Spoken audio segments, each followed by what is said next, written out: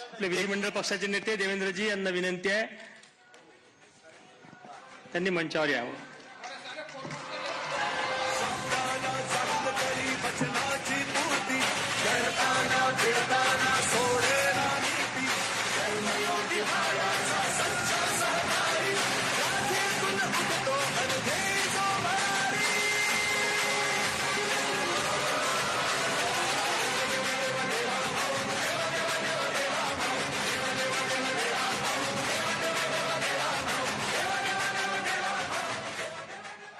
आपले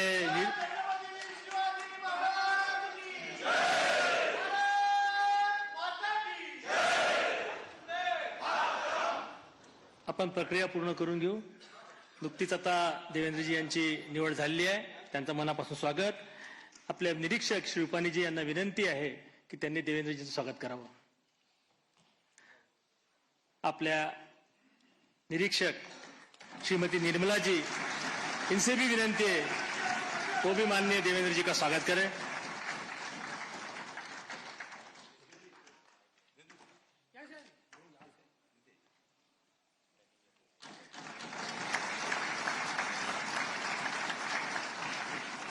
आपल्या प्रदेशाचे अध्यक्ष बावनकुळे साहेब यांना नम्र विनंती आहे, त्यांनी देवेंद्रजीचं स्वागत करावं.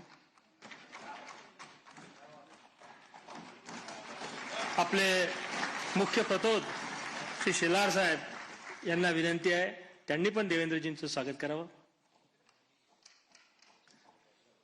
आपल्या महाराष्ट्रामध्ये गेल्या 2 महिन्यापासून सातत्यानं वेगवेगळ्या विषयावर कार्यरत असणारी आपली जी प्रदेशाध्यक्षांनी कोर कमिटी तयार केली होती, त्याची आज बैठकी झाली. त्या कोर कमिटीच्या सदस्यांना विनंती आहे की त्यांनी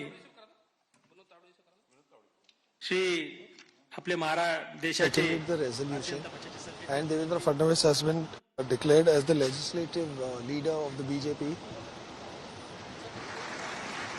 श्री प्रवीण भाऊ दरेकर यांना विनंती आहे, त्यांनी स्वागत करावं. आपल्या कोर कमिटीने मागच्या 2 महिन्यापासून अथक मेहनत घेतली. त्यांची आज सकाळी बैठकी झाली. कोर कमिटीच्या सदस्यांना विनंती आहे, त्यांनी सर्वांनी वरती येऊन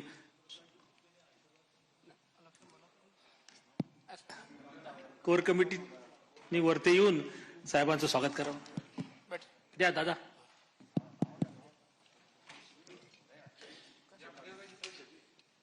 आपले विखे साहेब, सुधीर भाऊ, दादा, पंकजाताई, गिरीश भाऊ, चव्हाण साहेब, ते Ravindra Chavan, Sanjay कुटेजी, Chavan, Pankaja Munde, Chandrashekhar Bawankule, Sudhir Mungartiwar, Chandrakant Patil, all are being thanked right now. Vijayji Chaudhari, माधुताई Naik, आपले आमदार विक्रांतजी पाटील. इसके बाद बाकी प्रक्रिया पूर्ण होगी. सभी को स्वागत करने का अवसर रुक के बाद में मिलेगा, तो बैठे रहेंगे अपने स्थान.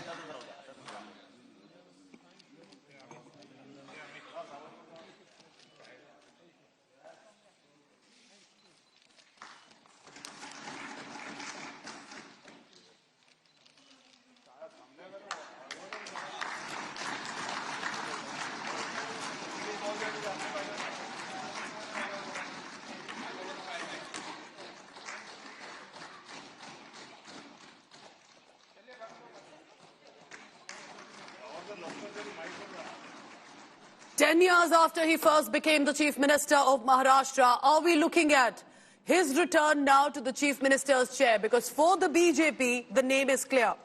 Devendra Gangadhar Rao Fadnavis, 54 years of age, is hopeful that he will be leading the Mahayuti 2.0 government. For now, BJP MLAs have proposed his name, of course, for the top chair. But importantly, he's the legislature party leader for the Bharatiya Janata Party. Vijay Rupani, the observer, along with Nirmala Sitharaman, senior leaders of the party from Delhi in Mumbai, making that announcement.